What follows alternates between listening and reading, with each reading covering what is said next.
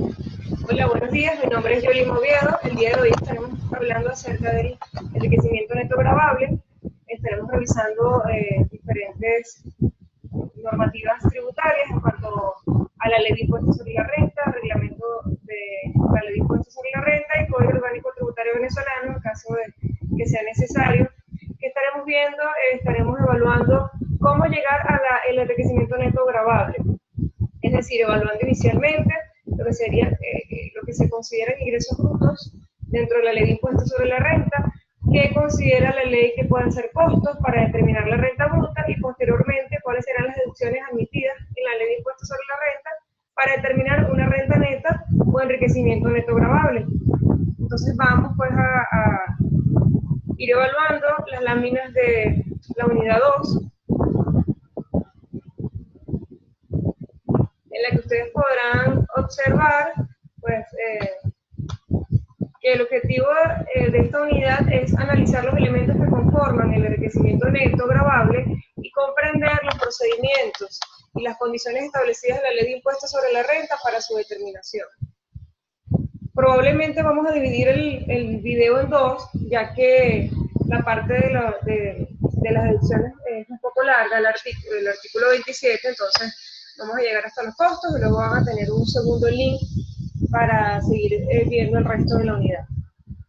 Ok, vamos a arrancar con la ley de impuestos sobre la renta, su artículo 16, que establece qué conforman los ingresos brutos. De acuerdo al artículo 16, el ingreso bruto global de los contribuyentes, fíjense que establece, aquí me menciona el artículo 7 de este decreto con rango, valor y fuerza de ley. Si vamos al artículo 7 para ir comprendiéndolo desde el inicio, establece que los dichos contribuyentes a los que hace mención son personas naturales, compañías anónimas y sociedades de responsabilidad civil, responsabilidad limitada, las sociedades en nombre colectivo, en comandita simple, las comunidades, los titulares de enriquecimientos provenientes de actividades de hidrocarburos y conexas, las asociaciones, fundaciones, corporaciones y demás entidades jurídicas o económicas no citadas en los literarios anteriores, y los establecimientos permanentes, centros o bases fijas situadas en el territorio nacional.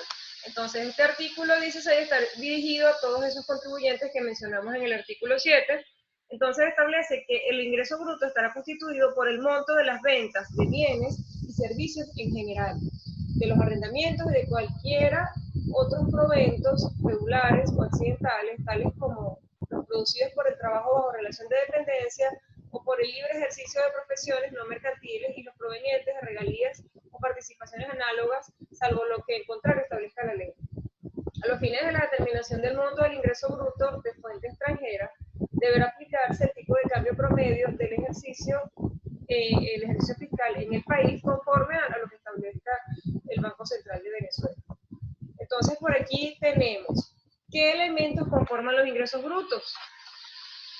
Vamos, aquí les hice una tabla, resumen, donde ustedes pueden ir tomando nota, ¿no? Y observar entonces qué es lo que en la ley de impuestos sobre la renta establece que son los elementos que pueden considerarse ingresos brutos. Veíamos ventas de bienes, fíjense que habla de ventas de bienes y servicios en general. ¿Qué quiere decir esto? Cuando hablamos de ventas de bienes estamos incluyendo bienes muebles y bienes inmuebles, ¿ok? Servicios en general, la prestación de servicios, los arrendamientos, otros proventos, es decir, otras rentas, regulares o accidentales, trabajo bajo relación de dependencia, es decir, ya lo habíamos conversado en las clases anteriores, sueldos y salarios. Es considerado un ingreso para la determinación del enriquecimiento neto gravable. Actividades de libre ejercicio, de profesiones no mercantiles, ya veremos más adelante en algunos artículos que nos especifica qué es lo que ellos consideran profesiones no mercantiles. Tenemos regalías o participaciones análogas y también considera las exportaciones de bienes como parte de los ingresos brutos. Entonces, si volvemos al artículo 16, ¿ok? Aquí veremos algunos parágrafos. El primero establece que se consideran también las ventas de exportaciones de bienes de cualquier clase, ya lo mencionaba, sean cultivados, extraídos, producidos o adquiridos para ser vendidos, salvo prueba en contrario y conforme a las normas que establezca el reglamento. Veremos en el parágrafo segundo los ingresos obtenidos a título de gastos de representación por gerentes, directores, administradores o cualquier otro empleado que por la naturaleza de sus funciones deba realizar gastos de representación de la empresa, se excluirán a los fines de la determinación del ingreso bruto global de aquellos. ¿Esto qué quiere decir? Cada uno de ellos, gerentes, directores y administradores, debe cumplir con su obligación de declarar su impuesto sobre la renta como persona natural. Entonces me está diciendo que esos ingresos obtenidos como pago por gastos de representación se van a excluir, no se van a considerar como ingresos, siempre y cuando dichos gastos estén individualmente soportados por los comprobantes respectivos y sean calificables como normales y necesarios para las actividades de la empresa pagadora.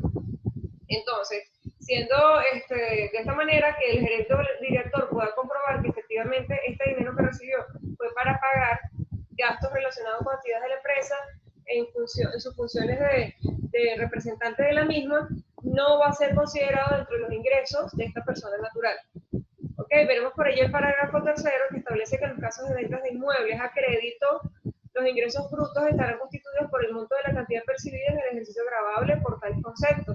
Recuerden que en clases anteriores veíamos los principios de disponibilidad de la renta y les mencionaba que existía el devengado, existía el pagado, y fíjense que allí no se mencionaba la venta de inmuebles. Sin embargo, con este artículo 16 queda claro que la venta de inmuebles a crédito va a considerarse solamente, en este caso, el ingreso de acuerdo a lo pagado, o en este caso, a lo cobrado. Lo que efectivamente se haya cobrado, percibido, fíjense que establece la palabra cantidad percibida en el ejercicio gravable. Entonces, siendo así, yo voy a tomar en cuenta solamente lo que en este caso la empresa o persona natural haya percibido, cobrado dentro del ejercicio gravable para considerar como renta bruta por concepto de venta de inmuebles a crédito, ¿ok? Luego tenemos acá el parágrafo cuarto que establece los viáticos obtenidos como consecuencia de la prestación de servicios personales bajo relación de dependencia. Se excluirán a los fines de la determinación del ingreso bruto global a que se refiere el encabezamiento de este artículo. Esto está hablando de trabajadores bajo relación de dependencia que obtengan dinero, claro, se les deposita el dinero, pero ya sea por concepto de viáticos. En este caso, ese dinero que está recibiendo el trabajador no se va a considerar como un ingreso del mismo, siempre y cuando este gasto esté individualmente soportado con el comprobante respectivo y sea normal y necesario para la empresa. También se excluirán del ingreso bruto global los enriquecimientos sujetos a impuestos proporcionales. ¿Okay? Tenemos el parágrafo quinto, que establece que para efectos tributarios se considerará que además de los derechos y obligaciones de las sociedades fusionadas, subsistirán en cabeza de la sociedad resultante de la fusión cualquier beneficio o responsabilidad del tipo tributario que corresponda a las sociedades fusionadas. Veremos acá, ya les hablaba del artículo 7, que lo quise colocar para que viéramos a qué contribuyentes estaba dirigido ese artículo 16, que establece que se debe determinar como ingreso bruto. Aquí vimos los elementos que conforman los ingresos brutos. Importante que tomen nota de esto, que hagan su ficha al respecto. Luego aquí tenemos el artículo 30 del reglamento de la Ley de Impuestos sobre la Renta, y aquí empezaremos a ver algunos casos específicos respecto a lo que establece la ley.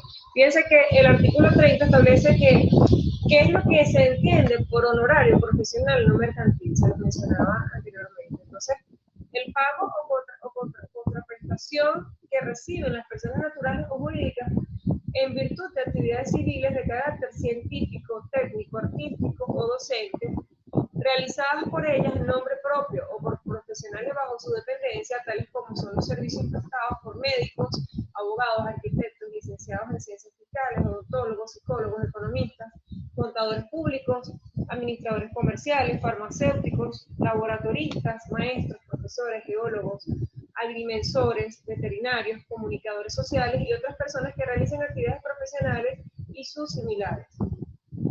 El artículo 31 del reglamento establece que se excluyen del concepto expresado en el artículo anterior los ingresos que se obtengan en razón de servicios artesanales, tales como los de carpintería, herrería, latonería, pintura, mecánica, electricidad, albañilería, plomería, jardinería, zapatería o de otros oficios de naturaleza manual.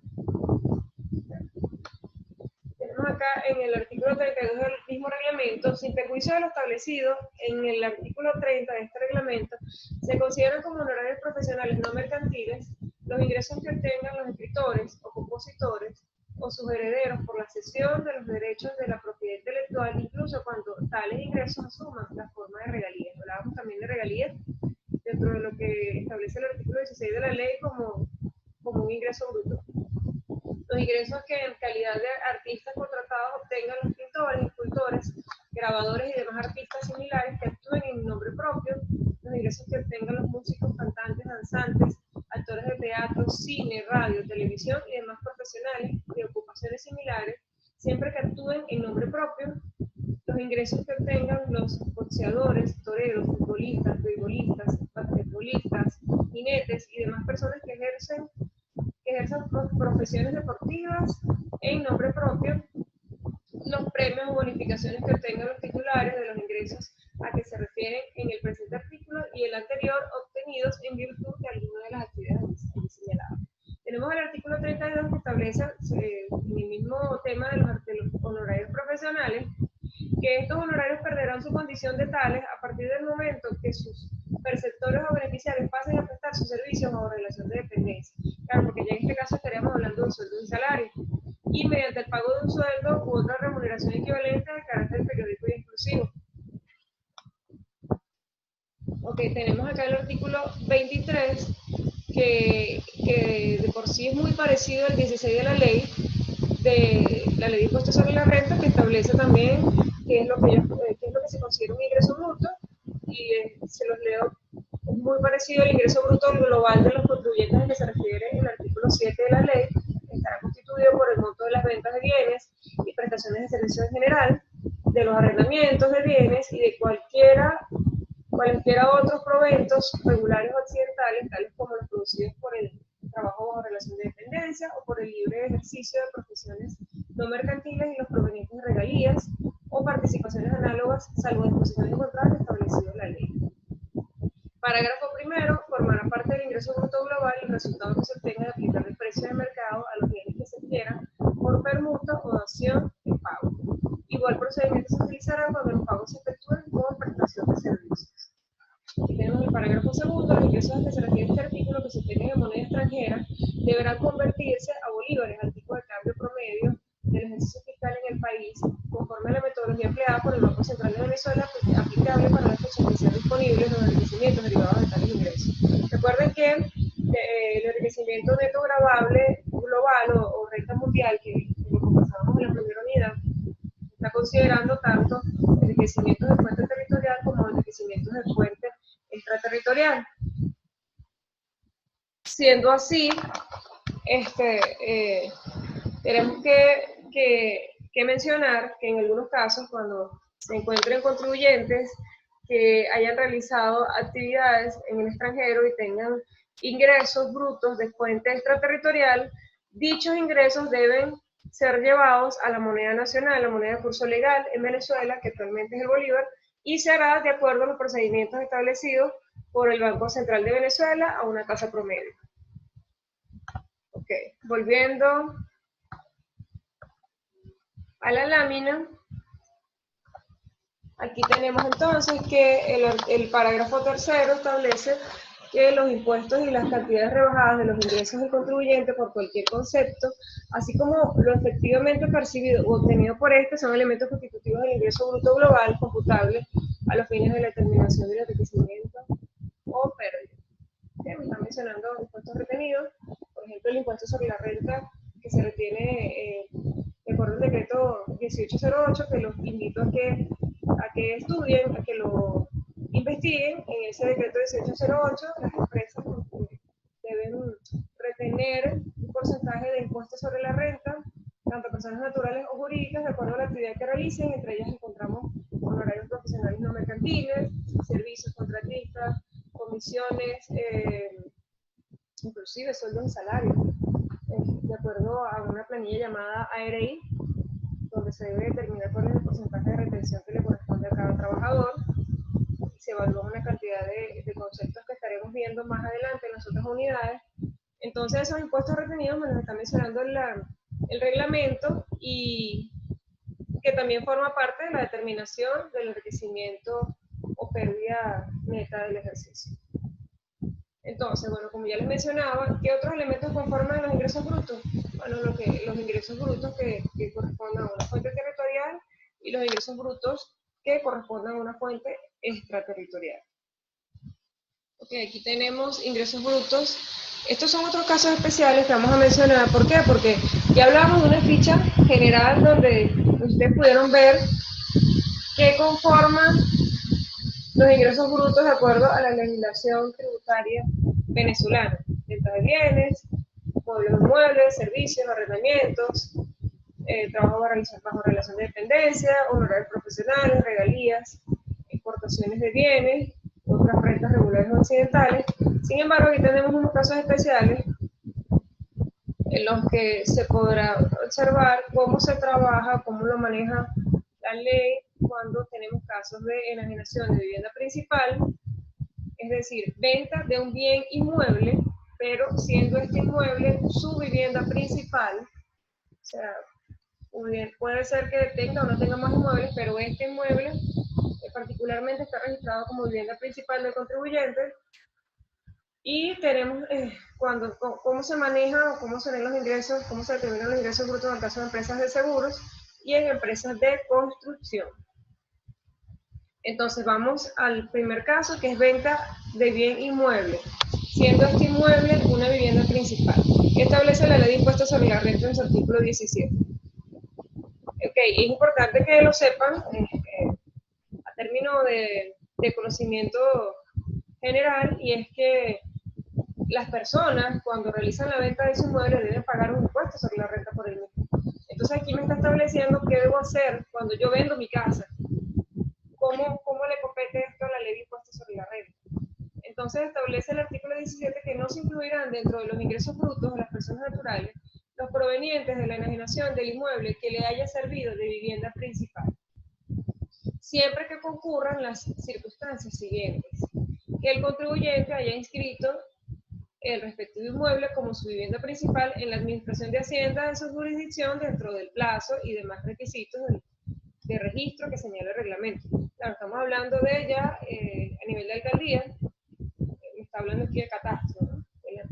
La persona natural. Recuerden que ustedes, en postura de contadores públicos, ustedes pueden preparar información personal o de otras personas que los contraten, sus clientes, para realizar o presentar una declaración de impuestos sobre la renta definitiva. Entonces, ustedes deben manejar toda esta información para poder prepararla y determinar cuáles fueron los verdaderos ingresos de esta persona. Entonces, mira, ¿qué más? Bueno, realizaste la venta de un inmueble, era tu vivienda principal. Bueno, entonces, ¿qué debo tomar en cuenta? Aquí estaba inscrita en la dirección de Hacienda, es decir, en el departamento de catastro de la alcaldía en la que sea que se ubique, en el municipio en el que se ubique esta vivienda principal. Ok, y aquí tenemos el literal B, que establece que el contribuyente haya invertido dentro de un plazo no mayor a 2 años, contados a partir de la enajenación, venta del inmueble, ella haya invertido ese dinero en la compra de otro inmueble que sustituya el bien vendido como vivienda principal, y que haya efectuado la inscripción de este nuevo inmueble conforme a lo que establece el literal A, que ya lo habíamos leído. Entonces, si lo vende y dentro de los 2 años siguientes utiliza este dinero para comprar una nueva vivienda principal y la inscribe como vivienda principal, no deberá incluirla dentro de los ingresos brutos del ejercicio para la determinación del enriquecimiento neto gravable y posterior determinación del impuesto a pagar.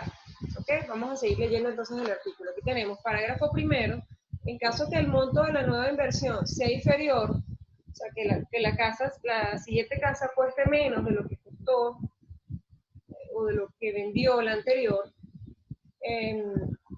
solo dejará de incluirse dentro de los ingresos brutos una cantidad igual al monto de la inversión de la nueva vivienda principal. Eso será únicamente lo que se excluirá, lo que costó la nueva vivienda principal.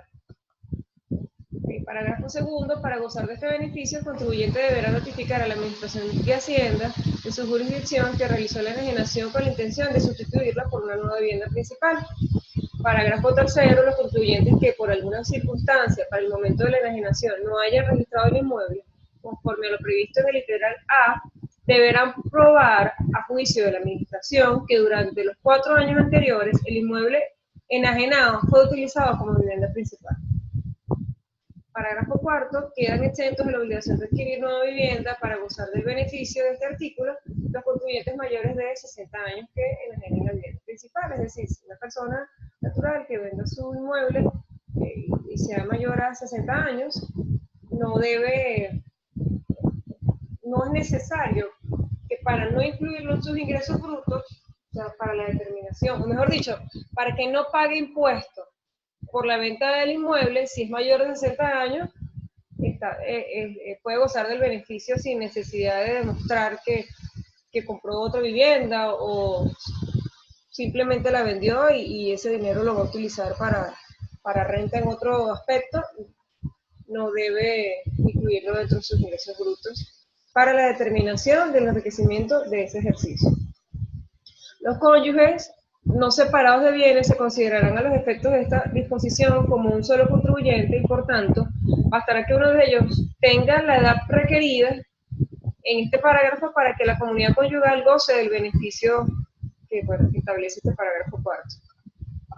Ok, aquí tenemos el artículo 25 del reglamento de la Ley de Impuestos sobre la Renta, que establece que las personas naturales que pretendan gozar del beneficio contemplado en el artículo 17 de la ley deberán cumplir estrictamente las normas que respecto establecen la ley y este reglamento. Luego tenemos en el artículo 26 la notificación requerida en el parágrafo segundo del artículo 17 de la ley referente a la enajenación de la vivienda principal, con el ánimo de sustituirla por una nueva, deberá anexarse oportunamente a la declaración definitiva de rentas correspondiente al año grabable en que se efectuó la enajenación. Si el enajenante no estuviera obligado a presentar declaración, la notificación ante la Administración tributaria deberá presentarse dentro de los 3 primeros meses del año civil siguiente a aquel en que se efectuó la enajenación. Recuerda que ya mencionábamos en mis clases anteriores cuál era la pauta que determinaba si una persona o contribuyente, persona natural, debía o no, estaba o no obligado a presentar una declaración de impuestos sobre la renta. Okay, hablábamos de las 1.000 unidades tributarias en el caso de sueldos y salarios y 1.500 unidades tributarias en cuanto en base a ingresos brutos de personas que realizaban actividades que no estuvieran bajo relación de dependencia, como por ejemplo estos honorarios profesionales no mercantiles.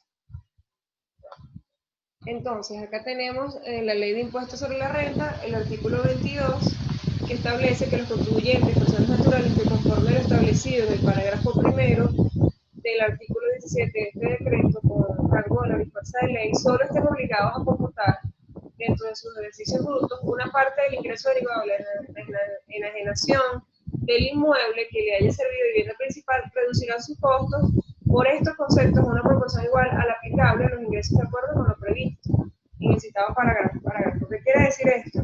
Que bueno, si así usted se va a disminuir la proporción, solamente va a declarar una parte de los ingresos porque la otra lo utilizó para comprar otra vivienda principal, entonces los costos asociados a esta vivienda principal solamente podrán aprovecharse en la misma proporción.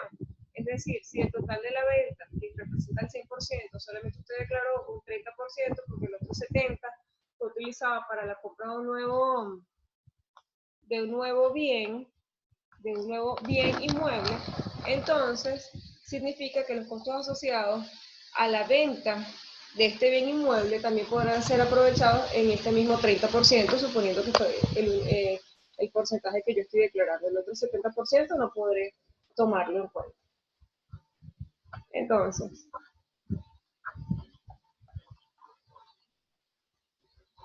tenemos acá,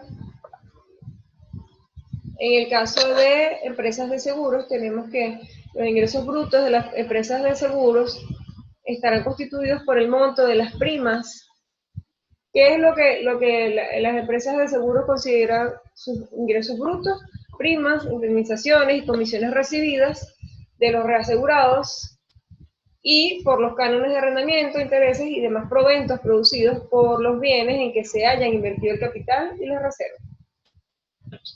En el caso de la construcción, ¿cómo se maneja?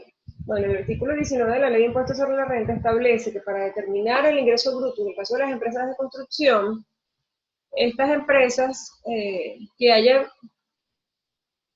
en los casos de construcción de obras que hayan de realizarse en un periodo mayor de un año, porque si está dentro del mismo ejercicio no hay problema. El problema es cuando tenemos una obra de construcción que va a ser vendida en un futuro, ¿no? Pero la misma involucra dos o más ejercicios económicos. Entonces, ¿cómo voy a determinar el ingreso bruto que voy a declarar? Entonces, él establece que los ingresos brutos se determinarán en proporción a lo construido en cada ejercicio. La relación existente entre el costo aplicable al ejercicio gravable y el costo total de tales obras determinará la proporción de lo construido en el ejercicio gravable. Los ajustes por razón de variaciones en los ingresos se aplicarán en su totalidad a los saldos de ingresos de los ejercicios futuros a partir de aquel en que se determinen dichos ajustes. Vamos a poner el caso de una inmobiliaria que está realizando un edificio que va a tener apartamentos residenciales y abajo va a tener locales comerciales. Y es un proyecto de 3 años. Entonces, ¿qué me está diciendo la ley? Bueno, esta inmobiliaria debe declarar como renta de ese ejercicio que se está elaborando en cuanto a impuestos sobre la renta, de acuerdo a cuál ha sido su proporción de avance de la obra. Si las obras de construcción fueran iniciadas y terminadas dentro de un periodo no mayor de un año, que comprenda parte de 2 ejercicios gravables, o sea, se hizo en 12 meses, pero se hizo entre 2018 y 2019, 2 ejercicios gravables, el contribuyente podrá optar por declarar la totalidad de los ingresos en el ejercicio en que terminen las construcciones, o proceder conforme a lo dispuesto en el encabezamiento de este artículo, es decir, proporcionalmente de acuerdo a lo que se haya avanzado la obra. Bueno, vamos al otro punto. ¿Cuál sería el otro punto? Definición de renta bruta. ¿Qué sería la renta bruta? Primero hablamos de ingresos brutos. ¿Cómo llegamos a la renta bruta? A la renta bruta llegamos tomando los ingresos brutos y restando los costos asociados a estos ingresos brutos. De esa manera determinamos una renta bruta. Entonces, ¿qué es lo que vamos a estar mencionando si hablamos de los ingresos brutos? Vamos a estar hablando acerca de los costos. ¿Qué es lo que la Ley de Impuestos sobre la Renta y el reglamento de la Ley de Impuestos sobre la Renta venezolana determina que son costos, o que pueden ser costos, o cuáles son los aspectos o las características que deben tener para ser considerados costos y parte de la determinación de la renta bruta. Entonces, vemos el artículo 21 de la Ley de Impuestos sobre la Renta, que establece lo siguiente. La renta bruta, denme un segundito aquí. La renta bruta proveniente de la venta de bienes y servicios en general y de cualquier otra actividad económica se determinará restando de los ingresos brutos computables señalados en el capítulo 1 del presente título los costos de los productos enajenados y de los servicios prestados en el país.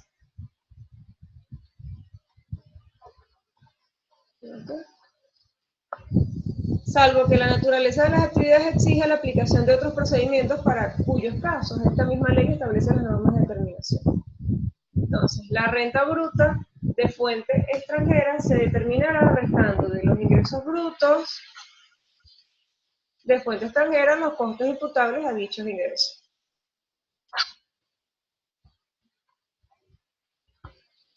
Vamos a ver qué establece el artículo 23. A los efectos del artículo 21 de este decreto con rango, valor y fuerza de ley, se consideran realizados en el país el costo de adquisición de los bienes destinados a ser revendidos o transformados en el país, así como el costo de los materiales y de otros bienes destinados a la producción de la renta. Las comisiones usuales, siempre que no sean cantidades fijas, sino porcentajes normales.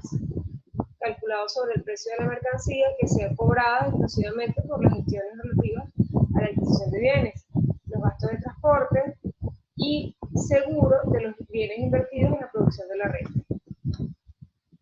¿Qué establece el parágrafo primero? El costo de los bienes será el que conste en las facturas emanadas directamente del vendedor, siempre que los precios no sean mayores que los normales en el mercado. Para ser aceptadas como prueba de costo, en las facturas deberá aparecer el número de RIF del vendedor, salvo cuando se trate de compras realizadas por el contribuyente en el exterior, en cuyo caso deberá acompañarse de la factura correspondiente.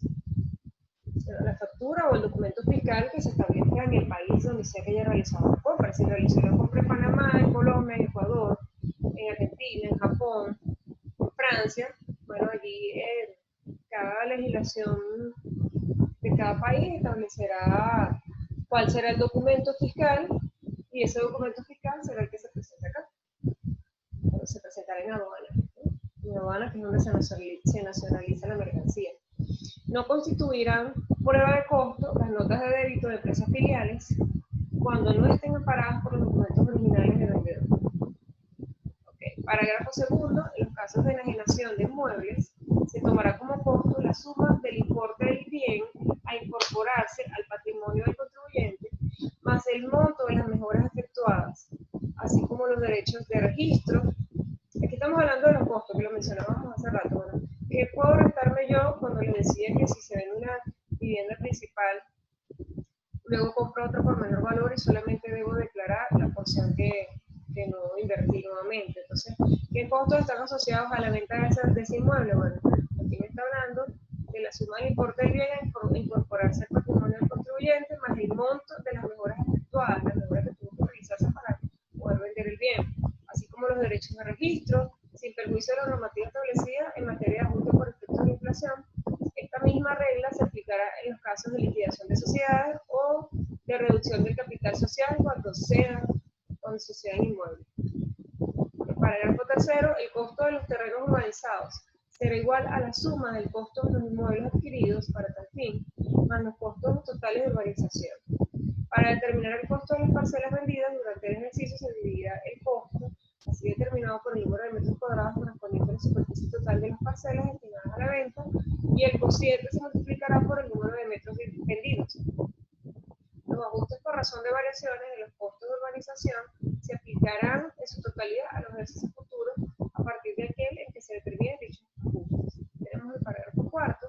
Cuando se enajenen acciones adquiridas a título de dividendos en acciones emitidas por las propias empresas pagadoras provenientes de utilidades líquidas y recaudadas, así como los provenientes de revalorizaciones de bienes, no se les atribuirá costo alguno a tales acciones.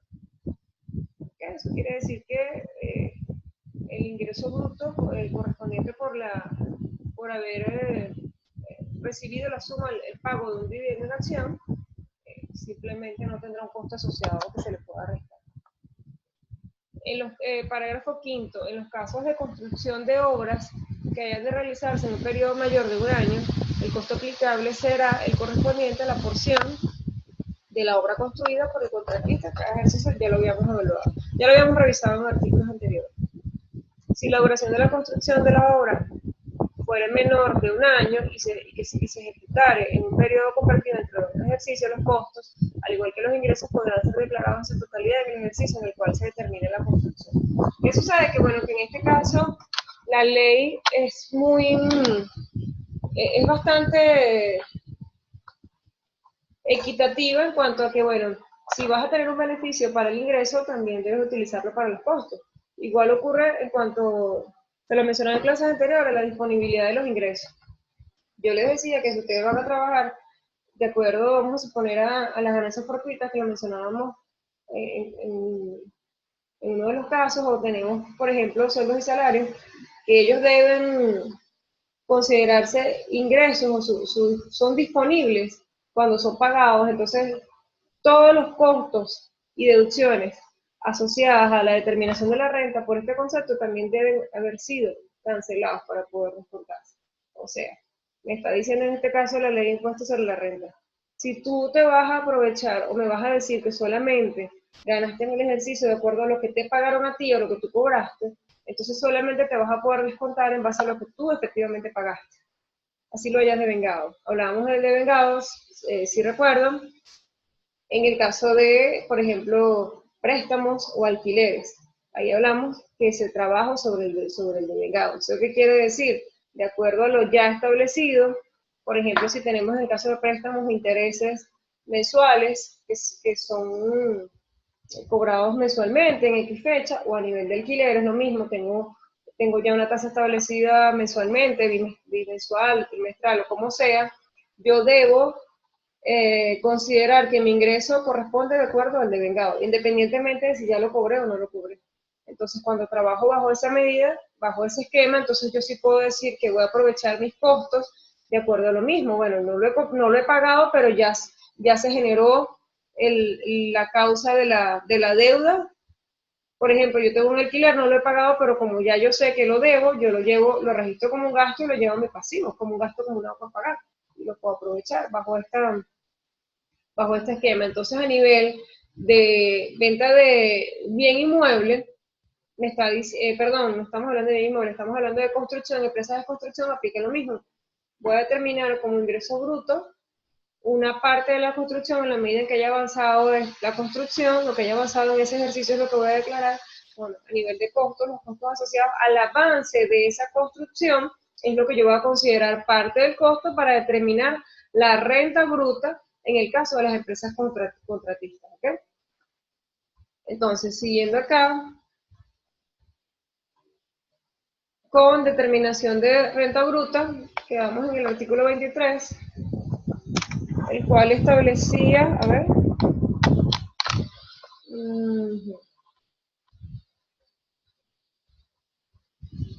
hablamos de las comisiones, esto también lo conversamos, también lo vimos en el caso de la empresa de construcción, ese fue el punto que vimos ahorita, y venía la siguiente lámina, parágrafo sexto. La renta bruta de las empresas de seguro se determinará restando los ingresos brutos. ¿Qué vamos a restar de los ingresos brutos de las empresas de seguro? El monto de las indemnizaciones pagadas, las cantidades pagadas por concepto de pólizas vencidas, rentas vitalicias y rescates, el importe de las primas devueltas de acuerdo con los contratos, incluir los dividendos asignados a los asegurados, el monto de las primas pagadas a las reaseguradoras, el monto de los gastos de siniestro. Parágrafo séptimo, los costos y deducciones comunes aplicables a los ingresos cuya fuente sea territorial o extraterritorial se distribuirán en forma proporcional a los respectivos ingresos.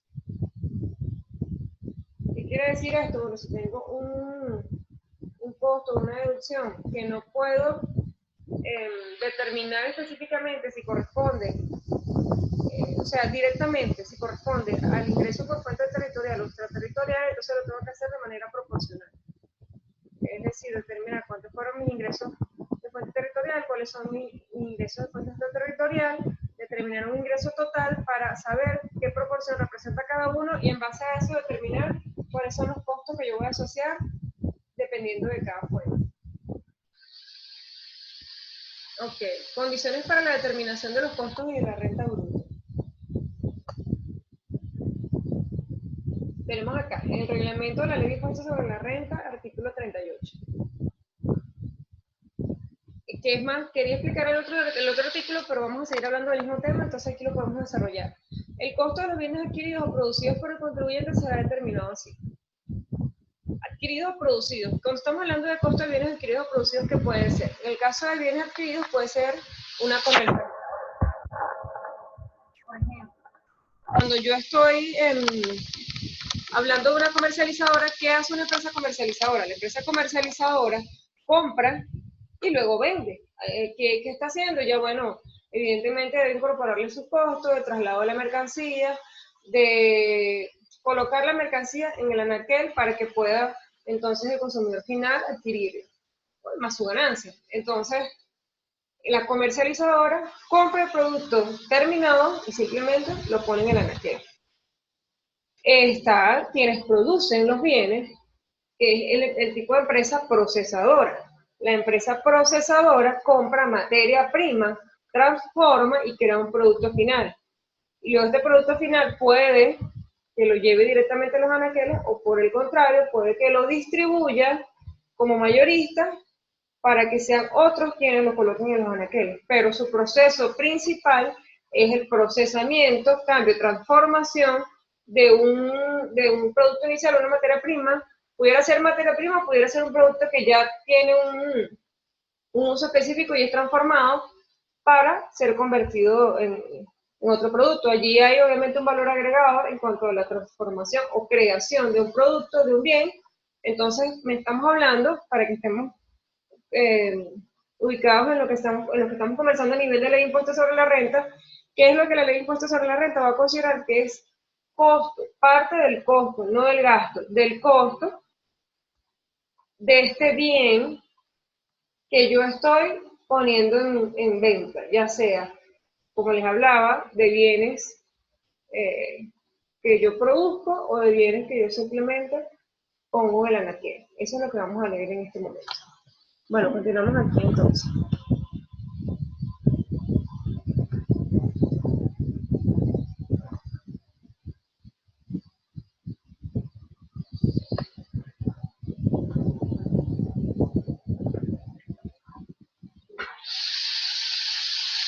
Ok, decíamos que el de los bienes muebles será igual al precio neto de la adquisición, más los gastos de transporte y seguro, los gastos necesarios de agentes y comisionistas, los derechos consulares, los impuestos de importación, en tal caso de que la mercancía la haya traído de afuera, y demás gastos y contribuciones directamente imputables al costo de los bienes adquiridos. Estamos hablando de una comercializadora o de una importadora, bien podría llamarse. Una empresa que compra mercancía afuera, si es el caso de impuestos de importación, y la trae para colocarla en los anaqueles dentro del país. Entonces, estos son solamente lo que yo puedo considerar parte del costo para la determinación de la renta bruta de esta actividad. Okay, luego aquí tenemos en el caso de la venta de inmuebles, de bienes inmuebles. Okay, en el caso de los bienes inmuebles será igual a su precio al incorporarse al patrimonio del contribuyente conforme al respectivo documento, el documento de compraventa, más el monto de las horas efectuadas, así como los derechos de registro pagados por el contribuyente. Se excluyen los intereses y demás gastos financieros y de cualquier otra índole. Ok, aquí tenemos el de los bienes producidos, aquí estamos hablando de empresas procesadoras, será igual a la suma de los costos del material directo utilizado y de la mano de obra directa. Recuerden, bueno, muchos de ustedes deben estar viendo en este momento costos, entonces saben que para la determinación del costo existe los materiales directos, la mano de obra y la carga fabril, que no son ni materiales ni mano de obra directa, pero que están asociadas totalmente a la producción del bien. Entonces acá vemos que este artículo y este numeral 3 establece que en el caso de bienes producidos, el costo será la suma de los costos del material directo y la mano de obra directa más los gastos indirectos de producción, cuando estamos hablando de carga fabril, no determinado de. El costo del material directo se determinará conforme a lo dispuesto en los ordinales 1 y 4 de este artículo. Ya leíamos el 1, que veíamos que se trataba que cuando hablamos de material directo, ¿de qué estamos hablando? De materia prima. Entonces, si yo traigo la materia prima afuera, entonces también tengo gastos de transporte, gastos de seguro y gastos de importación. O sea, todo lo que me cuesta traer la mercancía, ya sea, en este caso, materia prima. Y vemos el numeral 4, que también tiene que ver con este numeral 3, dice el costo de adquisición atribuible a los bienes recibidos en operaciones, tales como permuta o dación en pago, será igual al precio de mercado de esos bienes para el momento de la negociación. Claro, porque si es una permuta estamos hablando de que no hay una transferencia pecuniaria, sino que probablemente cambie una cosa por otra. Entonces, para determinar cuál va a ser el precio de este producto, vamos a utilizar como referencia el precio de mercado de esos bienes en el momento en que se realiza la negociación, la compra del bien. Ok, parágrafo primero. En los casos de ventas de inmuebles a crédito, solo se tomará como costo del ejercicio tributario una parte proporcional, tanto del importe del bien al incorporarse al patrimonio, del contribuyente como del monto de las mejoras efectuadas debidamente comprobadas y de los derechos de registro pagados por el contribuyente. La proporción declarada como costo para tales conceptos deberá ser igual a la proporción del ingreso realmente percibido en el año tributario con respecto al precio de venta o enajenación pactada. Ya se los he explicado en diferentes oportunidades. ¿Okay? Si voy a trabajar sobre lo cobrado, también voy a determinar mi renta sobre lo cobrado, tengo que determinar mi costo sobre lo efectivamente pagado. Parágrafo segundo, el costo total previsto por el contribuyente para cada una de las obras a que se refiere el artículo 19 de la ley deberá ser señalado por éste en un anexo a su declaración de rentas correspondiente al ejercicio gravable, dentro del cual se inició la construcción. A falta de tal información, se presumirá que dicho costo es igual a una cantidad equivalente al 60% del precio pactado por la obra de construcción. Parágrafo tercero. Cuando se trate de la construcción de obras contratadas para realizarse en un periodo mayor de un año, el costo aplicable del ejercicio será igual a la suma empleada en la parte construida dentro del periodo gravable, tomando en consideración las reglas generales determinantes del costo. Los ajustes por razón de variación del costo se aplicarán en su totalidad a los saldos de costos de los ejercicios futuros a partir de aquel en que se determinen dichos ajustes. Parágrafo cuarto. Los costos de las obras en construcción que se inicien y terminen dentro de un lapso no mayor de un año, que comprenda parte de 2 ejercicios gravables, podrán ser aplicados en su totalidad al ejercicio en que se terminen las obras. Si el contribuyente opta por declarar en el mismo ejercicio la totalidad de los ingresos, asimismo el contribuyente podrá optar por declarar los costos aplicables según el parágrafo anterior, si en cada uno de los ejercicios agravables declara ingresos en proporción a lo construido. Parágrafo quinto. El costo de los terrenos urbanizados se determinará conforme a las reglas establecidas en el parágrafo tercero del artículo 23 de la ley. Los ajustes por razón de variaciones en los costos de urbanización se aplicarán en su totalidad a los ejercicios futuros a partir de aquel ejercicio en que se determinen dichos ajustes. Ok, vemos aquí que establece el reglamento en cuanto a lo mismo. Estamos hablando de costos y determinación de la renta bruta. Artículo 40.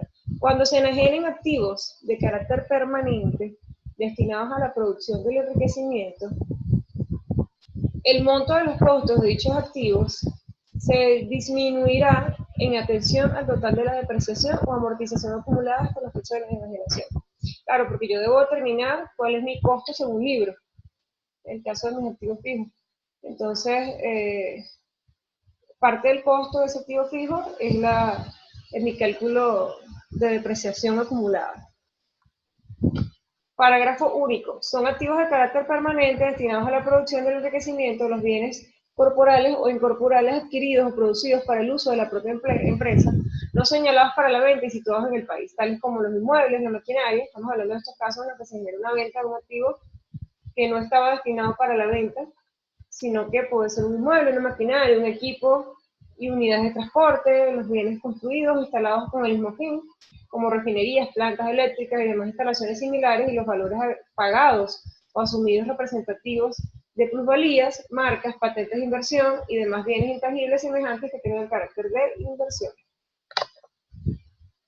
Asimismo, se considerarán como activos de carácter permanente los bienes muebles del contribuyente no señalados para la venta, destinados a la producción de enriquecimientos en virtud de su uso o goce por terceros.